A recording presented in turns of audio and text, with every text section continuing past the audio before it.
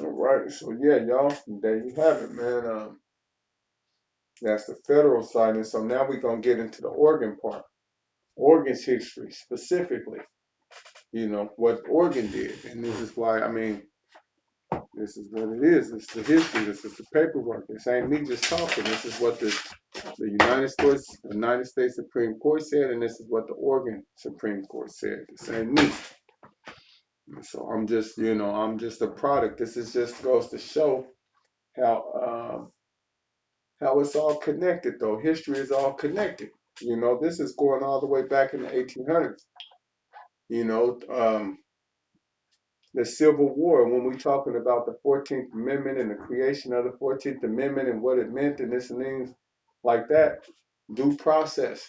See, you got a right to due process. That's what 14th Amendment is about. You got a right to due process. And you got a right to equal protection of the law. You know, privileges and immunities. You know, it's deep, man. That's where our citizenship comes from, the 14th Amendment. And so, you guys understanding like history, it's a reason why they kept that history away from black people, the Reconstruction times. That period of time is a very important time in our history because, you know, black people basically saved this country, and it's the truth. The Union was losing the war. They was losing, and you know, the slaves they was escaping because the Confederates had to go to war themselves, so they couldn't sit home and protect the house.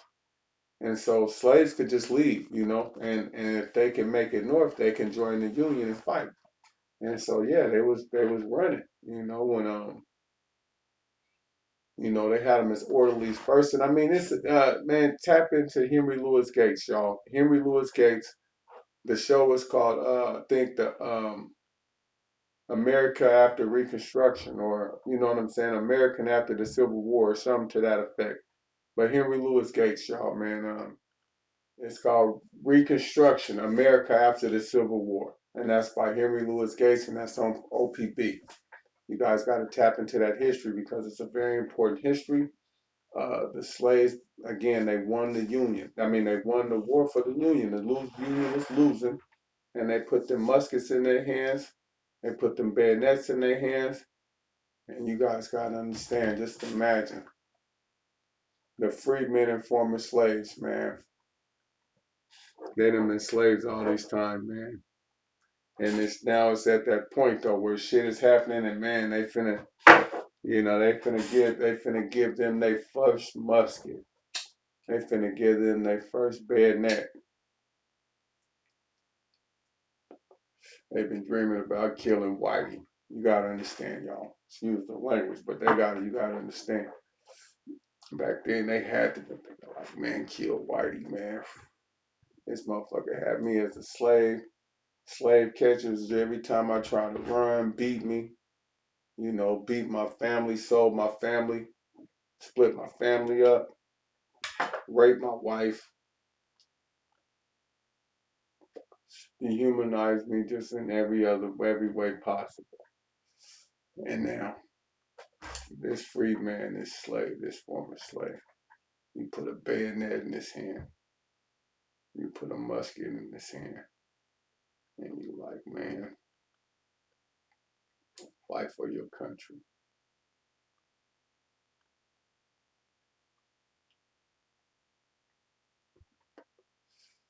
You finally get the chance to kill Whitey, man.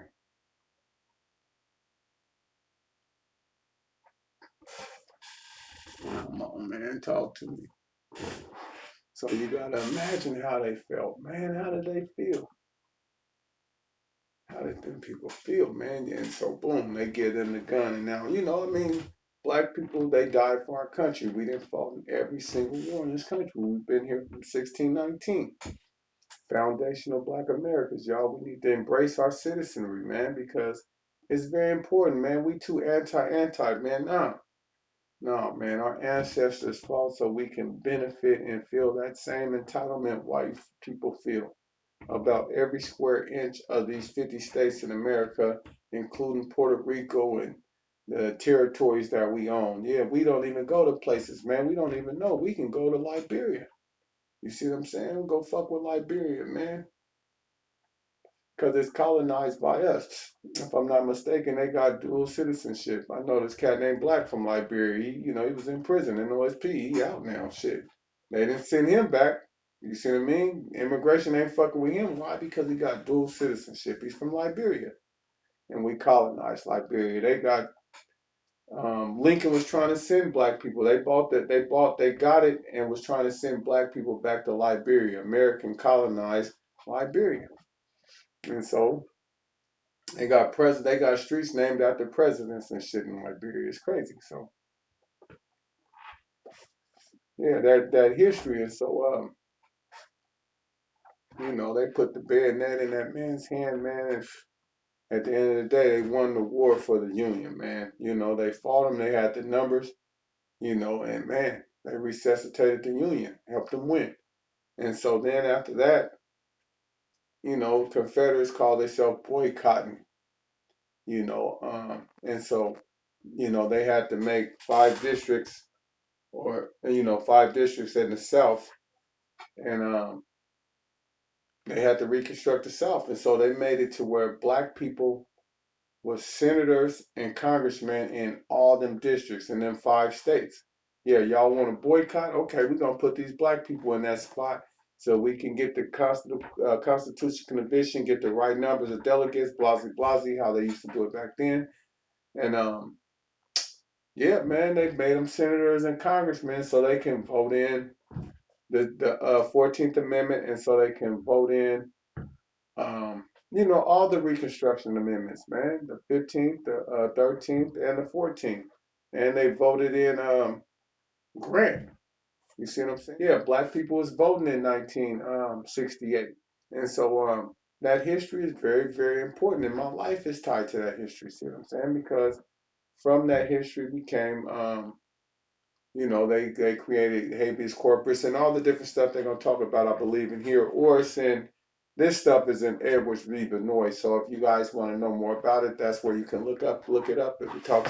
It tell you exactly how it went down with the war and what the federal habeas corpus was about, and then them bringing about the Ku Klux Klan Act because of the terrorism going on back there. Yeah, Edwards v. Benoit is a really good case to read that case. But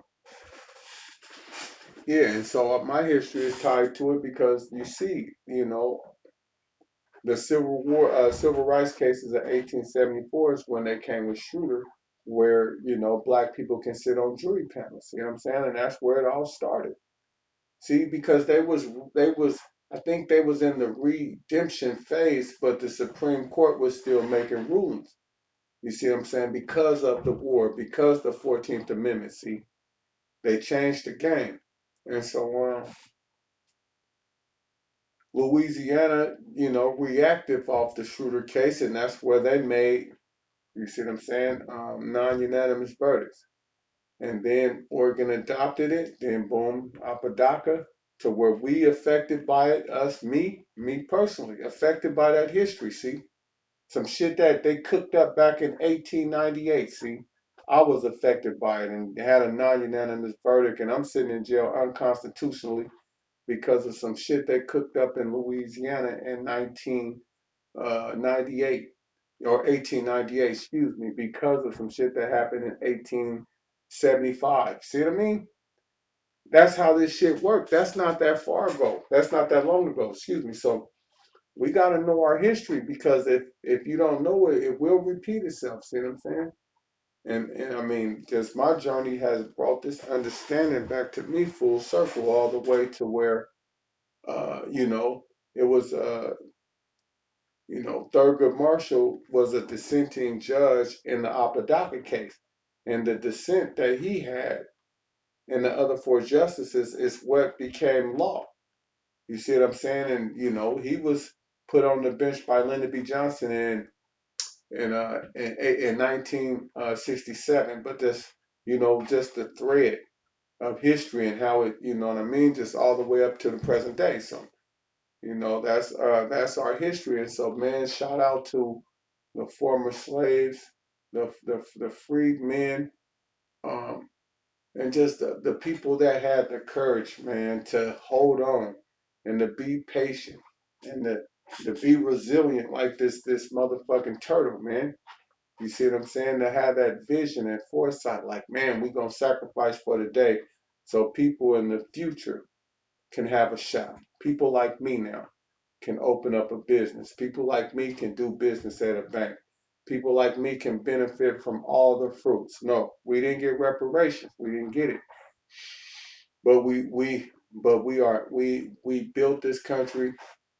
We indigenous just a hair less than the natives, and we have a right to stand proudly with entitlement on every square inch of these 50 states, including our territories, because we, foundational Black Americans, man, blood, sweat, and tears, fought in every war, man, constructed everything, built the White House, invented all types of shit. We know the history. We contribute, man. And so for that, and nah, since y'all didn't, we got public education with Reconstruction, um, because the slaves also knew, man, education was the way we compete. Education is the way we survive. Education is the way we defend ourselves. So they was like, man, if we're going to give ourselves a shot, the first thing we got to do is know how to read. We want education. We want property. Republicans, Black Republicans, pull yourself up by your bootstraps. Yes, we believed in that principle. Why? Because we were slaves. You see what I'm saying? If we could just get a shot, we'll pull ourselves up from our own bootstraps. See, we was Republicans, y'all. Black people, we was Republicans. Them principles is in us, you know what I mean? Because that's what we really believe for real. But when Lyndon B. Johnson passed the Civil Rights Bill, he's the last, well, I don't know if he's the last, but yeah, he was a Southern Democrat. He was from Texas. You know, that's when the parties changed. All the Dixiecrats ran to the Republican Party. You see what I'm saying? Because they was mad. They thought Lyndon B. Johnson was a traitor for passing them civil rights bills. But rest in peace to Lyndon B. Johnson. He don't get enough credit. You know what I mean? Rest in peace to what's his name? One president, Truman. Truman. He don't get his props, but Truman is like the father of the civil rights movement. He was desegregating the military and different things like that. So, we got to know our history, y'all. So, we can defend ourselves with it. Check these motherfuckers, man. Hold it, man. And so, yeah. So, we're going to get into Oregon's history of it right now. It says, Oregon's history.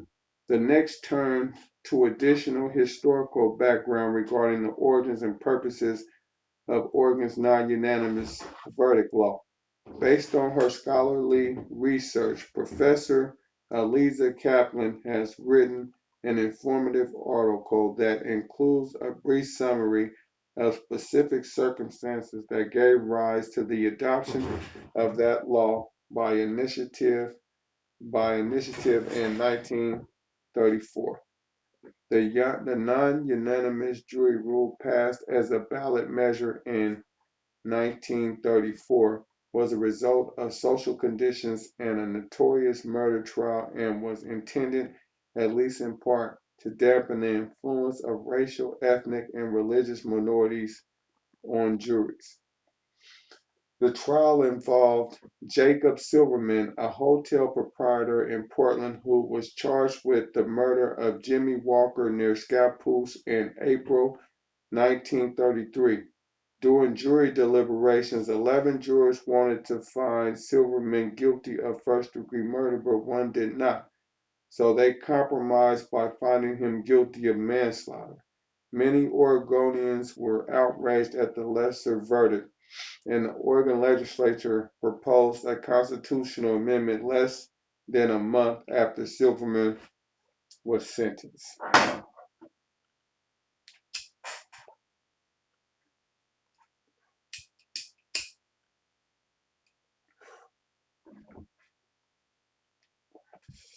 The increased urbanization of American life, the November 25th, 1933 Oregonian editorialized, and the vast immigration into America from Southern and Eastern Europe of people untrained in the jury system have combined to make the jury of 12 increasingly unwieldy and unsatisfactory.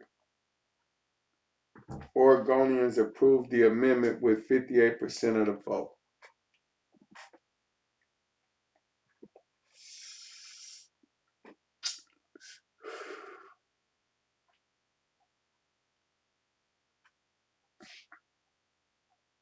Eliza Kaplan, non-unanimous jury law in Oregon, Oregon Encyclopedia, and then the rest of the sites. It says, most recently, in an Oregon Circuit Court case to which the Ramos court cited, a trial court denied the defendant motion for a new trial following a non-unanimous verdict because the defendant did not prove an equal protection challenge as applied to him. Ramos, United States versus Williams. It says Multnomah County, and that's December 15, 2016. It says, however, the circuit court's opinion in order extensively discussed the historical evidence and found as a fact that race and ethnicity was a motivating factor in the passage of the non-unanimous jury law, and that the measure was intended, at least in part, to dampen the influence of racial, ethnic, and religious minorities on Oregon juries. And that's in Washington. That's in Williams, and that's case number 15 CR 58 698 at 16. It says, in addition to considering the public backlash to Silverman's case, the court examined the broader context of Oregon's long history of racial discrimination.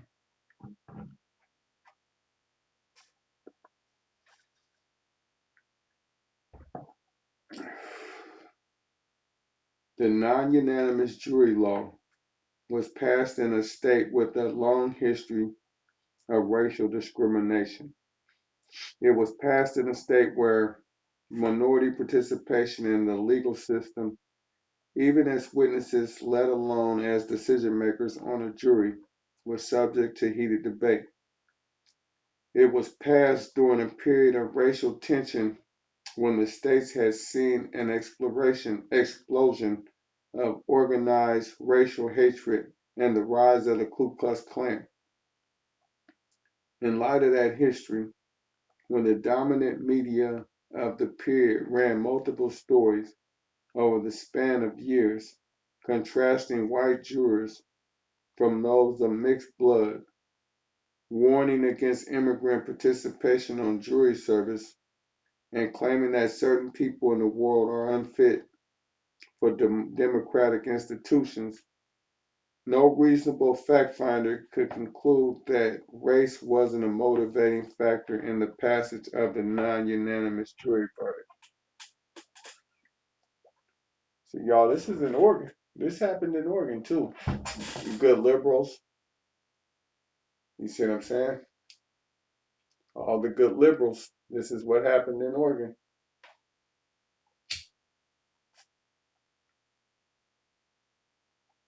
But see, they write it there wrong. See, that's the difference, though. Louisiana. Bad Louisiana. That's one reason why I don't want to even go to Louisiana, man, until they let C Murder and all them brothers go. You know, I don't want to spend $1 in there, man. As bad as I want to go to the Essence Fest and all that. Let my people out the penitentiary. Man, let them people out, man. Let them people out. Not just see murder because he's a star, but he's the most visible. Shit, I even think Kim Kardashian was trying to help him out. But the people that don't have a big name and a big brother and a brother that's balling and all that rich, celebrities and shit don't know. You know what I mean? I'm just saying, Tyrone, whoever he is, man, that's just up in there, man. We speaking for y'all, man. Louisiana, stand up. Y'all need to go protest, man. Go down and elect some people that's gonna get them brothers out of jail. Don't vote for them unless they're gonna get them brothers out of jail. You guys become politicians so you can help them brothers get out of jail, and then you gotta, man, press your congressman and senator. Look, we ain't voting for you unless you get them people out of jail. Start thinking about protesting different shit, man. Hip hop, man. Y'all got to stand up and speak out. You know what I mean? I don't know. Boosie and all them guys, man. It probably would be nice if you guys was to press the line for them brothers. You know what I mean? Or, I don't know, Kevin Gates or whoever out there. I don't know. I don't know who got influence out there. I don't know how it works. So, I don't want to speak out of school, but I don't know. But y'all need to, man, Louisiana, just the normal person, youngsters, people that's in school going to college. Become lawyers, man. Become, things that's needed, man. Computer scientists, lawyers. We got enough basketball players. We got enough rappers. We got enough of that, man. Become lawyers and doctors and different things that's needed, man, because that's really what's going on about competing and shit. You know what I mean? But let me get back to it because I just get on my soapbox, y'all. So yeah. As recognized by the Supreme Court in Ramos, the adoption of non-unanimous jury rule in Oregon can be traced to the rise of the Ku Klux Klan and efforts to dilute the influence of racial, ethnic, and religious minorities on Oregon juries. And that's in Ramos. And then also in Edwards. And it says in Kagan's dissent, it says the state law countenancing non-unanimous verdicts originated in white supremacists and continued in our own time to have racial discriminatory effects. Indeed, recent scholarships confirm that during much of our region's early history, black exclusionary laws largely succeeded in their aim of discouraging free blacks from settling in Oregon early on, ensuring that Oregon would develop as primarily white. See, we finna get into the meat and potatoes of what happened here. And this came from Greg, look like Noakes, N-O-K, yes, Black Exclusionary Laws in Oregon. And this is the Oregon Encyclopedia. Got a website in it, a site. It says white immigrants who came to present-day Oregon during the 1840s and 1850s generally opposed slavery, but many also opposed living alongside African Americans. Getting my Rachel Maddox on. They said although the exclusionary laws were not generally enforced, they had their intended efforts of discouraging black settlers. The 1860 census for Oregon, for example, reported 128 African Americans in a total population of 72,465. In 2013, only 2% of Oregon's population was black, see? And that was 2013, only 2%. And it says also see Daryl Miller and Carmen P. Thompson's special issue White Supremacy and Resistance. And that's in a history book. Providing information on scholarly articles written to assist Oregonians in understanding our troubled history of white supremacy. And so, okay, so it says, the note from the editor includes the following explanation. It says, white supremacy is not just the Ku Klux Klan donning robes or burning crosses, but it can be. It is not just an individual act of racial discrimination, although it can be that too. White supremacy is a collective set of codes, spoken and unspoken, explicit and implied, that society enforces through its institutions, governments, and legal structures in order to keep those deemed as white on top and every other racial group below them, with specific emphasis in the United States on keeping black people at the bottom. This special issue is not neutral on the subject of white supremacy. It does not put blame onto readers who are labeled as white, but is meant as a call to self-reflection. Dr. Daryl Milner, in one of our editorial meetings, put it best when he said, "We are not responsible for the past, but we are responsible for our relationship to the past." We challenge all readers to look both inward and outward at the legacy and vestiges of what racial labeling has meant and continues to mean for people who are not white and for those who are. History, as it revealed in this issue, demonstrates the white supremacy is subtle. It is a historical, it is organic, and it is alive and well in the 21st century. In America, being white has long been the standard, the norm, the universal image and framework through which the nation institution has been conceptualized.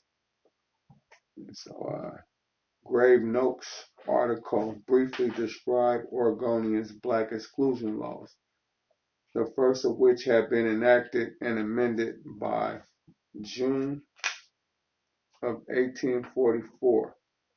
That law prohibited slavery, gave slaveholders a time limit to remove their slaves out the country, and freed slaves whose owners did not remove them. Notes: Black exclusionary laws in Oregon. Oregon Encyclopedia. And so, the second exclusionary law about which Noakes wrote was enacted in 1849, and the specifics that it shall not be lawful for any Negro or mulatto to enter into or reside in Oregon, except for those who are already in the territory. That law was rescinded in 1854. Noakes also described an exclusionary clause submitted to voters by delegates to Oregon's Constitutional Convention in 1857.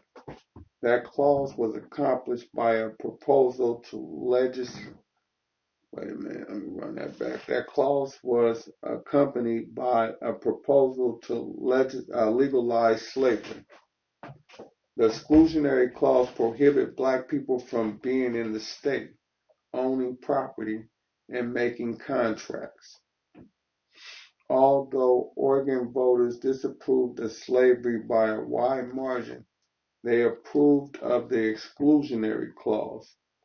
The clause was incorporated into the state's Bill of Rights and made Oregon the only free state admitted to the Union, with an exclusion clause in its constitution. That's racist history evolved into Oregon voters' approval and use of the non-unanimous jury verdict. I mean, this ain't me saying it, y'all. This is me reading the.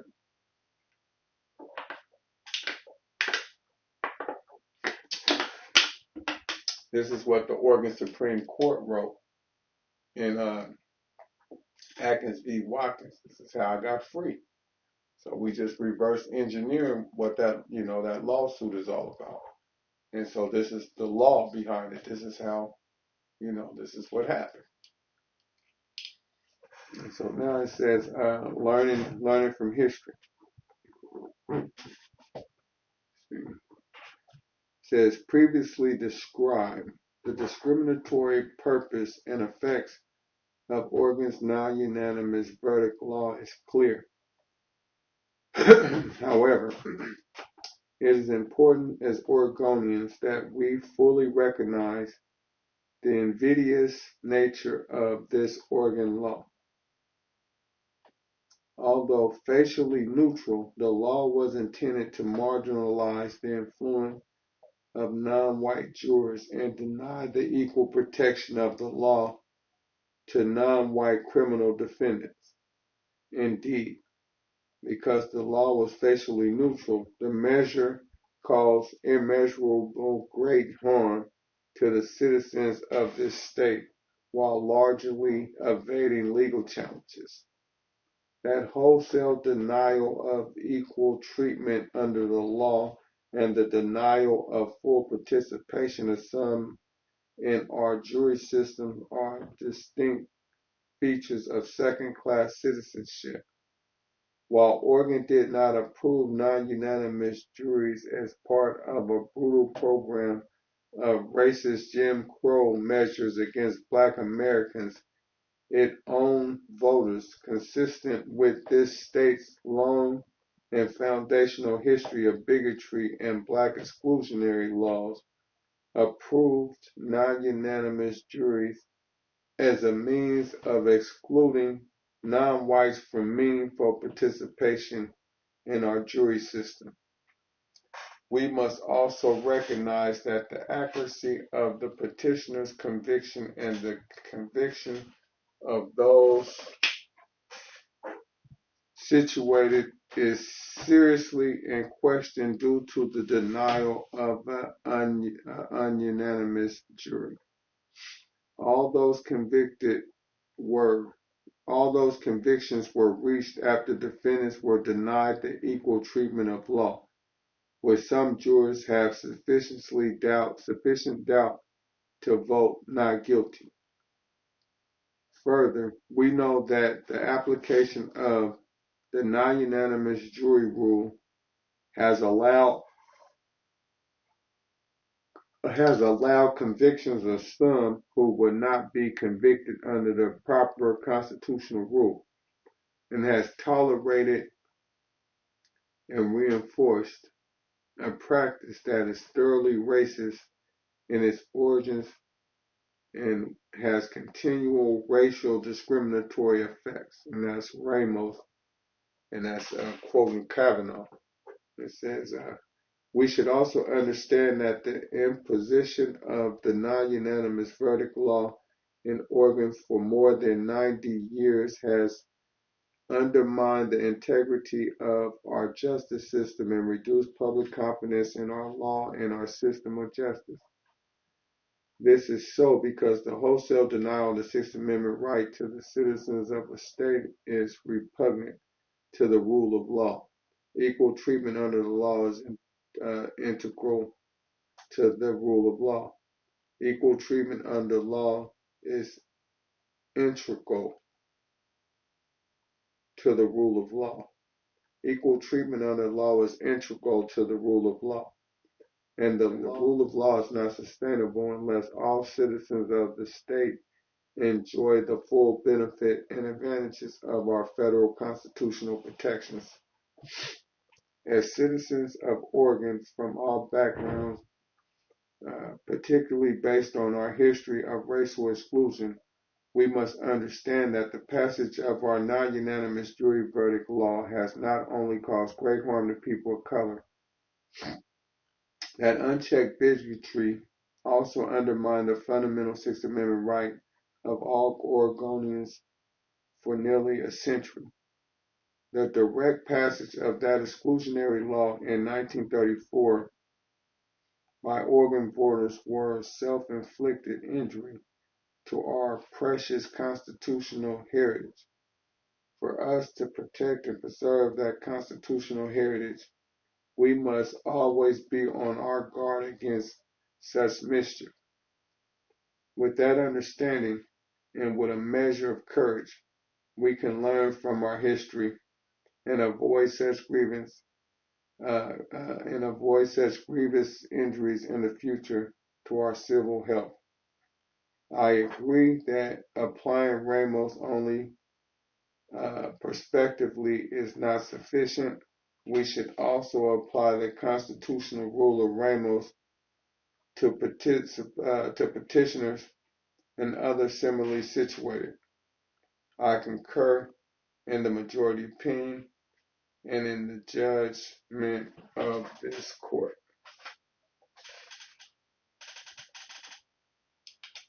And so, I mean, shit, there you have it. You know, that's a nice little piece, a nice little chunk of Oregon's history. And I actually think it's some more, but I think that covered it. You know, so I mean, it gives you a taste of, you know, what role Oregon had and what role Oregon played in it. And it's all systemic, and that's why right now today in Oregon you don't really have that many black people. They wouldn't let them come back here. They wouldn't let them settle here in the history. So,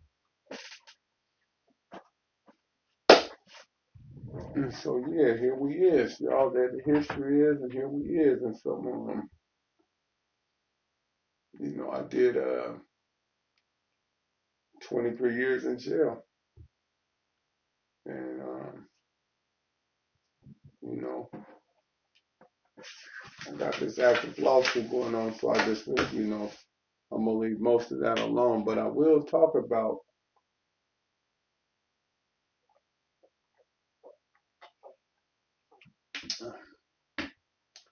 the Brady violations that happened in my case and all the prosecutorial misconduct, withholding documents, coercing witnesses, because see, I got grandchildren. I suspect they will have children too. And so, say 100 years from now, if you know, if we want our future to have a chance, we gotta have a country. Period. We gotta have a country. And so, I believe in the Constitution. I mean, it worked for me. You know what I mean? The slaves, the former slaves, the freedmen, all the people that sacrificed can cheer because it's working now.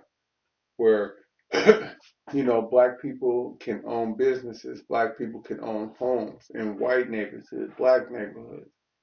I mean, we can do what we want to do around here, y'all, and that's the point, man. Let's embrace it. Let's embrace our citizenry, man. You know what I mean? We all we got. Black people, we all we got. And so we need to stick together because everybody is competing with us and we don't even know it, I guess. I don't know. But, you know, you can't, I mean, immigrants come to this country with a purpose and a plan. Look, we're going to make this money. We're going to send it back, build where we from. But we finna get this money because there's food over here. And so you can't even really knock them for feeling that way.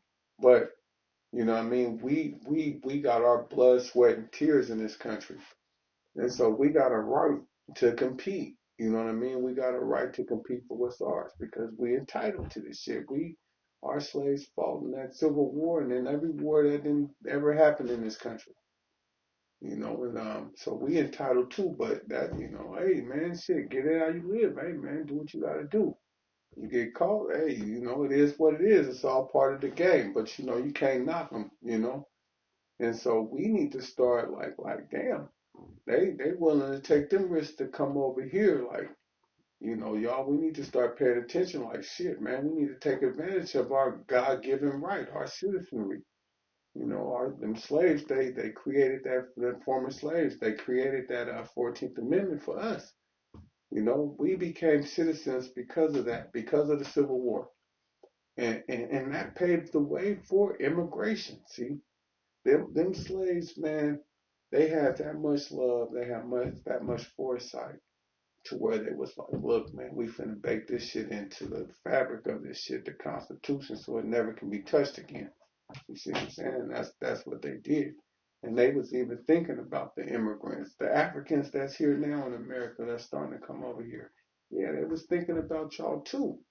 You see what I'm saying? They was thinking about our future. They was thinking about all that when they was, man, fighting hard for, public education, and when they was fighting hard for, desegregation, because they just understood in a deeper level. And yeah, I mean, it's legitimate rationales and debates that can be had about uh, segregation, whether it was good or whatnot, and it's valid points on both sides of it. But ultimately, and this is the paradox, man. You know what I mean? We, at the end of the day, like Robert Greene said in some of his books, how I think it may be like even a daily law, how we basically sisters and brothers in death. You know what I mean? We all gotta die. I think it might be in the laws of human nature where he talk about it, man. We all gotta die. I mean, nobody gets away. Nobody. We all equal. That's the ultimate equality is death. So you know what I'm saying? On that note, I mean, shit, man, you gotta love who you can love, man, and yeah, shit, man, we all might want, what we want, but at the end of the day, man, you gotta fuck with who fuck with you. So, yeah, I ain't gonna really go too deep into, that, but I will talk about, like I said, I will talk about the prosecutorial misconduct, because we gotta have a country. That's a bigger thing. Nothing is bigger than the program, and see, that's a bigger thing. You know, a prosecution shouldn't be able to use the awesome power of the state. They got all the resources, the government or the state. They got all the resources at their disposal. Everything. Powerful team, all the money, assets you could use to prosecute, to keep the wheels of justice going and balanced. And they shouldn't have to cheat, man. They shouldn't have to hold back evidence so they can win. It shouldn't be about wins and losses. It's losses. It should be about justice. They shouldn't be coercion witnesses. They shouldn't be, um, they shouldn't be, propping witnesses up, telling them what to say, and just, or lying, or misleading juries and misleading, it's just not right. And so, let me get into this and walk through as much as we can.